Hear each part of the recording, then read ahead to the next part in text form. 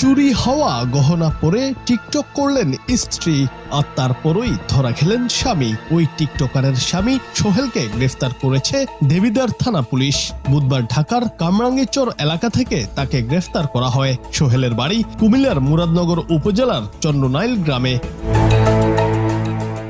দেবিদ্বার থানার উপপরিদর্শক মাজহারুল ইসলাম বলেন, সোহেল বিভিন্ন সময়ে বিভিন্ন এলাকায় ভাড়া বাসায় থেকে এলাকার সোনার দোকান চিহ্নিত করে তার সিন্ডিকেটের সহায়তায় চুরি করতেন। তার স্ত্রী শাহিন আক্তার শাহিন টিকটকে আসক্ত। সোহেলের মোবাইল ফোন ট্র্যাক করে দেখা যায় তার স্ত্রী চুরি করা সোনার গহনা পরে টিকটক করেছেন। পরে অভিযান চালিয়ে তাকে গ্রেফতার করা হয়।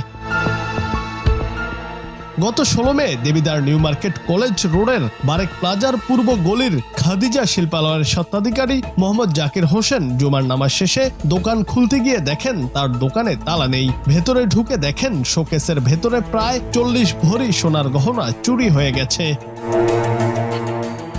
ওই দিন সন্ধ্যায় চুরি করা সোনা কুমিল্লার ইপিজেডের একটি দোকানে বিক্রি করতে গিয়ে আবু তাহের ও তার স্ত্রী শারমিন আক্তার পুলিশের হাতে আটক হন। তাদের জিজ্ঞাসাবাদে মুরাদনগর থেকে আটক হন সোনাচোর সিন্ডিকেটের প্রধান আবুল কাশেম। আদালতে তাদের 164 ধারায় জবানবন্দিতে বেরিয়ে আসে ওই চোর সিন্ডিকেটের অপর সদস্য সোহেল মিয়ার নাম।